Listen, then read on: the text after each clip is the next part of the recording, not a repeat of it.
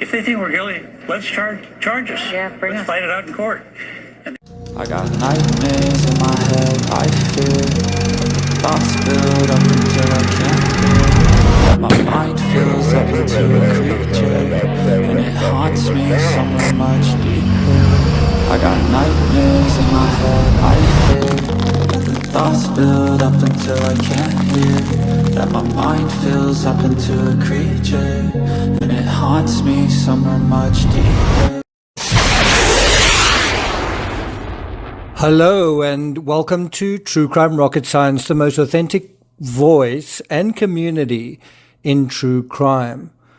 Well, CrimeCon 2024 has come and gone, and those who were lucky enough to be here in Nashville caught the likes of John Ramsey holding court. Every year the craziness seems to go up a level, and this year was no different. At one point, John said to Ashley Banfield, who was also at CrimeCon, I said, if they think we're guilty, let's charge us. Yeah, bring let's us. fight it out in court. And they this dare from John tells you a lot more about the real John Ramsey, I think, than people realize, which is he is litigious and spoiling for a fight in court, and he does have many of the legal cards on his side. He has sued and won in the past against Detective Steve Thomas, and even their own housekeeper, Linda Hoffman-Pugh, sued the district attorney because she wanted to write a book about the Ramseys and lost.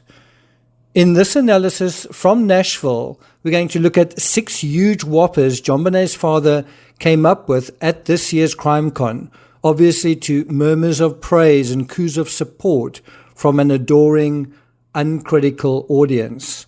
Perhaps we can, from this channel, can treat his comments with the appropriate circumspection. But before we get to that, if you haven't subscribed to the channel, please do. If you're enjoying this analysis, please like, share. You can also leave a comment. And let's get started. And you can also hit the thanks button, and let's get started. So 2 things John said that I think I agree with.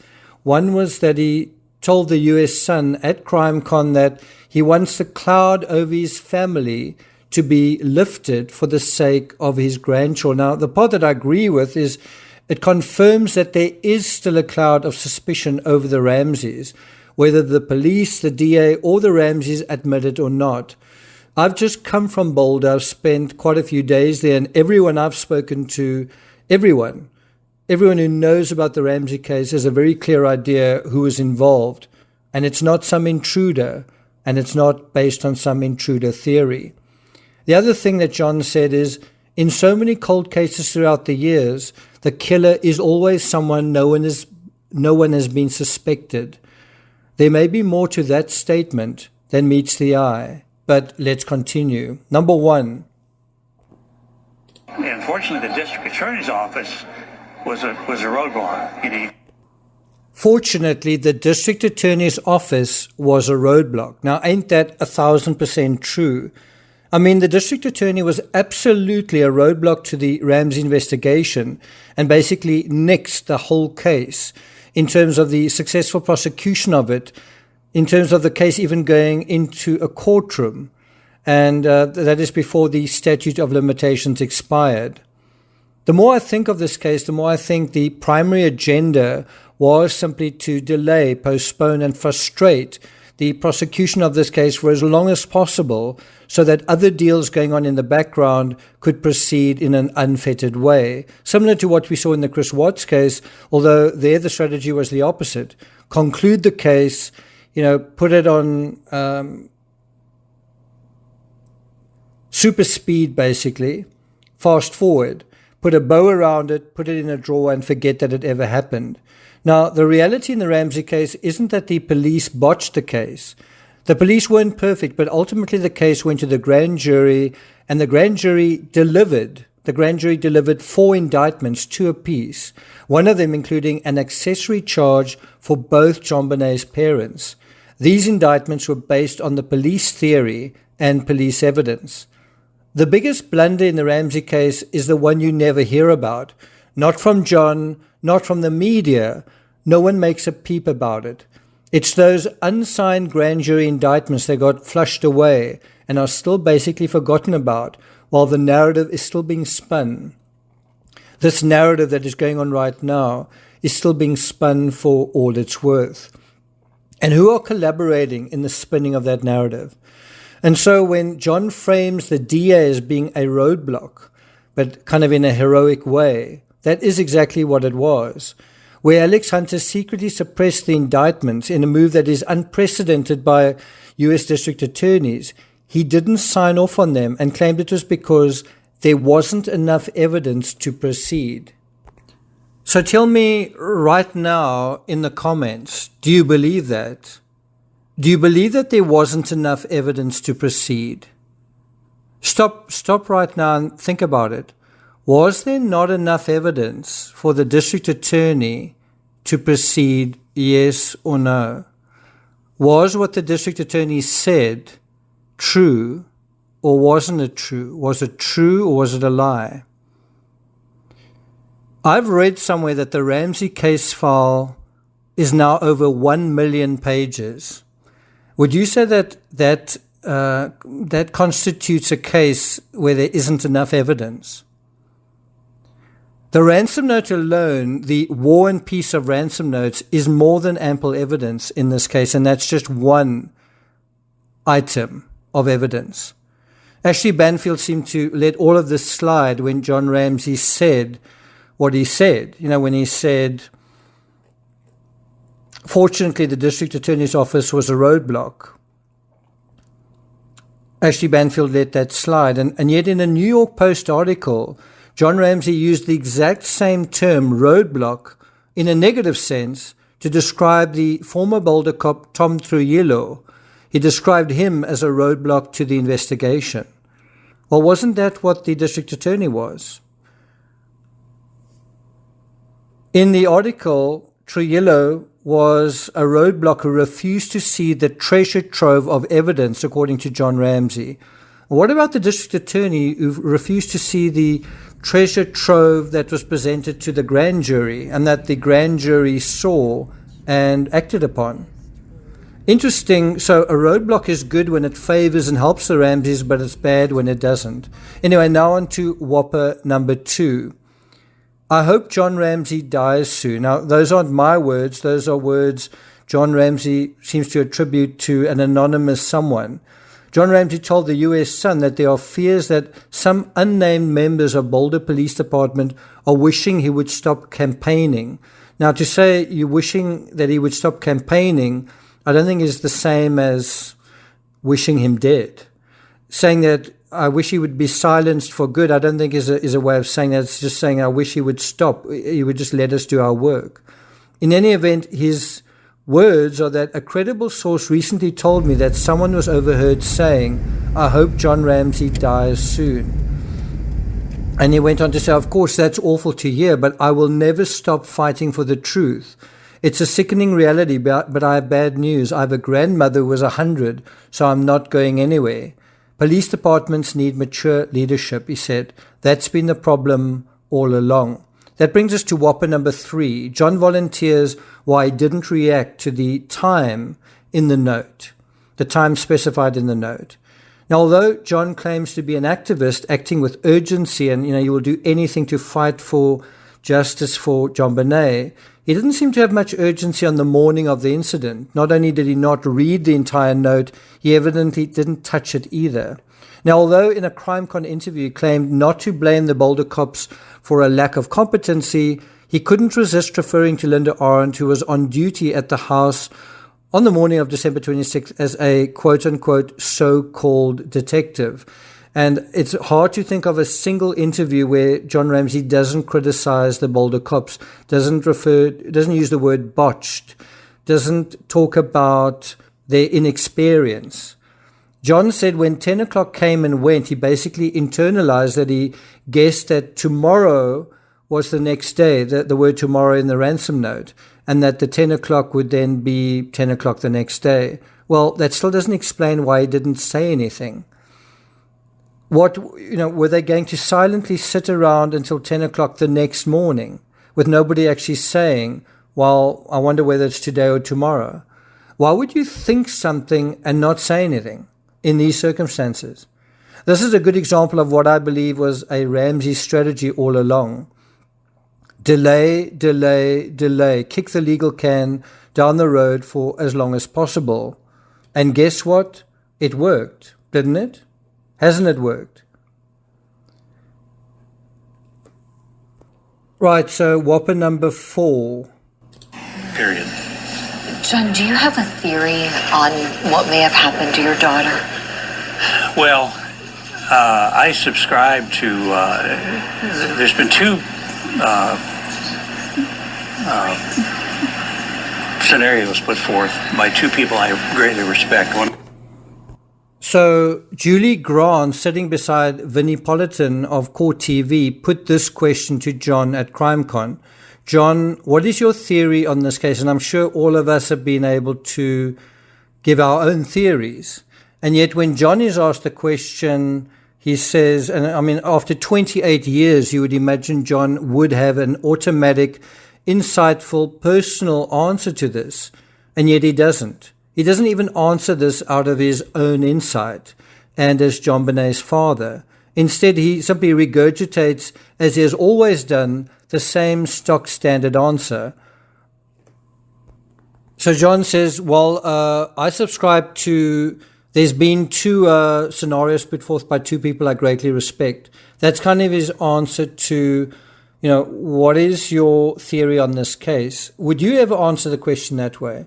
Well, I subscribe to this YouTube channel. I think that person, I agree with what that person says.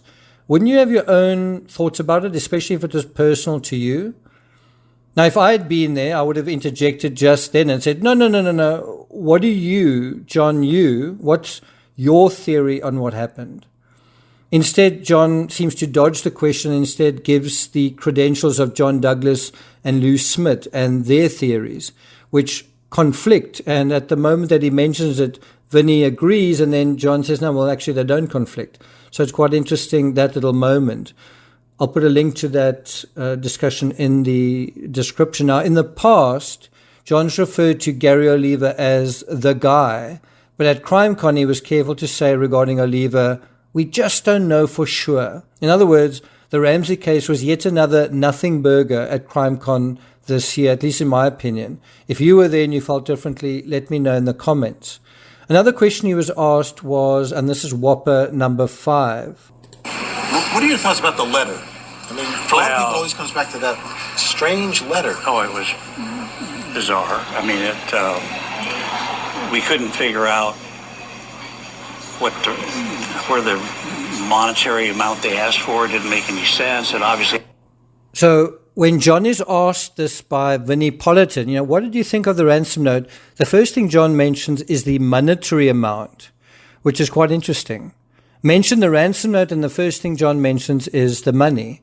And of course, was money ever paid? Was an account ever given? Anyway, the first thing I think about is the handwriting. Who wrote it and where John Bonet was at the time it was written. John also refers to the note as a gift. They get something to match to. They can match it 100% with that much of an exemplar to match to. So in a way it was a gift if we can find a handwriting match. Of course, handwriting is not admissible in court, but it... So there you heard John also refers to the note as a gift. Now, if you think about it, the artifact from the inhuman monster that John says he believes killed John Bonet, it ought to be an object of pain and misery, a symbol of suffering, not something that John sees in a positive light. If the ransom note is such a gift, why does John seldom, if ever, bring it up? Seldom, if ever, refer to it? Seldom, if ever, bring it to any interviews? He never seems to handle it. He never seems to volunteer his thoughts on SBTC or any of the other cryptic remarks in it. On the other hand, if the ransom note succeeded in casting attention away from the Ramseys, then it really was a gift. And so, hasn't it succeeded? Hasn't it been a gift? But you would only use that terminology if you were guilty, wouldn't you? Or is that mistaken reasoning? Number 6, this is the country we live in. The Ramsey case is, in a sense, the great granddaddy of American true crime cases. In fact, it's arguably the most famous of all American cases. As such, John Ramsey has played a huge role for over 3 decades, well, for about 3 decades, in shaping the American media narrative about this particular investigation. And how has he shaped it? Well, we are told repeatedly about police incompetency. I was in Boulder yesterday, and I can tell you Boulder today is not the Boulder of 1996. You can't continue saying the police are incompetent or don't know how to handle homicide investigations in the Boulder of 2024. You bet they do. Technology has changed. Personnel have changed. And so when John says, this is the country we live in, John played a huge role in creating the America we live in today, specifically the media landscape of America, and an America that sees a distrust of law enforcement as, I'm not sure, is it a good quality or is it a politically correct quality? It really isn't. We can't respect the law and law enforcement when it suits us and disrespect them when it doesn't. And this is what he said at CrimeCon. It's staggering that the FBI doesn't have the jurisdiction to take over the case, but this is the country we are living in. And then author Paula Woodward, who was at his side in Nashville, said, it's appalling. The FBI have a jurisdiction over child kidnapping, but JonBenet wasn't kidnapped, and arguably she wasn't intentionally killed either. And so I think the question of jurisdiction is very interesting in the Ramsey case. Perhaps the police are aware of aspects of the law that tell us more than people have thought about. In any event, John went on to say, Boulder police haven't had a press conference about this case for 20 years. Anything you see from them is from a press release. They have a responsibility. Now, I'm not sure why John is so indignant. Just a few short years ago, CBS was sued into silence for $750 million for having a team comprised of law enforcement folk, including 2 ex-detectives that worked directly on the Ramsey case. And they were pontificating about the killer of JonBenet. And they were slapped with a massive lawsuit. And what happened? Well, they put their tails between their legs and slunk back into the shadows. John went on to say, I've lived with this for so many years, it will never leave me. It won't change my life, but I want this cloud lifted for my grandchildren and future generations. John speaks about urgency and what needs to be done. But when he was asked to exhume JonBenet's body to do vital tests, to check what those double wounds were, John refused. You know, victims are exhumed all the time. Tammy Daybell, Rebecca Zahau, Tylee Ryan, and J.J. Vallow, even Vincent van Gogh. If the district attorney was a huge roadblock into the Ramsey investigation, this decision, John's decision, not to allow JonBenet's body to be re-examined, could be seen as a serious roadblock as well. I'm not going to take it further than that. Thank you for listening, and I'll see you guys next time. If they think we're guilty, let's charge us. Yeah, let's fight it out in court. No charges have been filed. I and my prosecution task force believe we do not have sufficient evidence